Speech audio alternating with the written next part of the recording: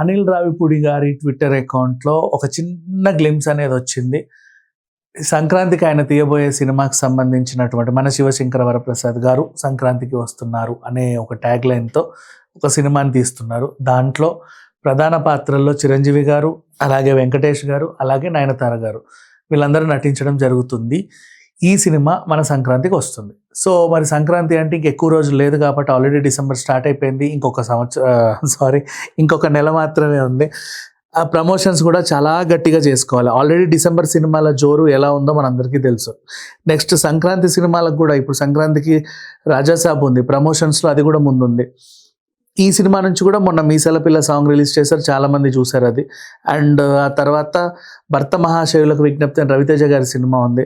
అలాగే జాతిరత్నాలు ఫేమ్ నవీన్ పోలిశెట్టికి సంబంధించినటువంటి ఒక సినిమా కూడా ఉంది.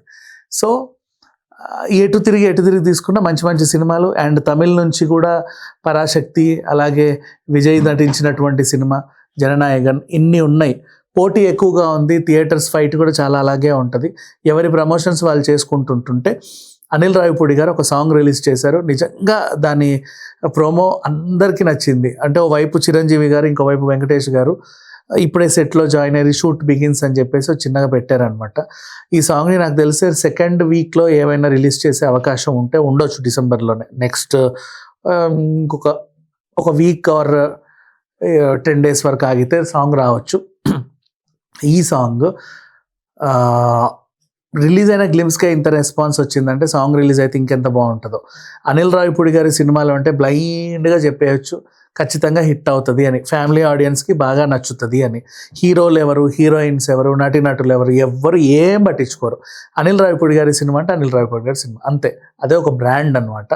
సో ఈ సంక్రాంతికి ఎన్ని సినిమాలు వచ్చినా ఫ్యామిలీస్కి అన్ని సినిమాలు ఉన్నాయిలే. ఇప్పుడు భర్త మహాశైల విజ్ఞప్తి కూడా ఫ్యామిలీ సినిమానే, నవీన్ పోలిశెట్టి సినిమా కూడా ఫ్యామిలీ ఆడియన్స్ అండ్ యూత్ని ఎక్కువగా అట్రాక్ట్ చేసే సినిమానే, రాజసాబ్ హారర్ కామెడీ, పరాశక్తి అదొక ఫిక్షన్.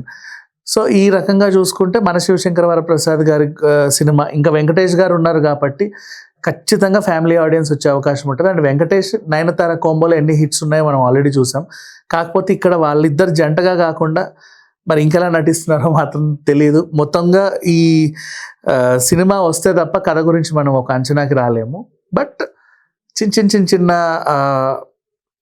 సన్నివేశాలని కూడా మొత్తం పొట్ట చెక్కలయ్యేలా నవ్వించేలాగా అనిల్ రావిపూడి గారు డిజైన్ చేస్తారు. కాబట్టి ఈ సినిమా ఖచ్చితంగా హిట్ అవుతుంది అనిపిస్తుంది. ఆల్రెడీ రిలీజ్ అయిన సాంగ్ ప్రోమో ఏదైతే ఉందో కొన్ని సెకండ్స్లోనే ఒక మిలియన్స్ వ్యూస్ అయితే దాటేస్తూ ఉంది.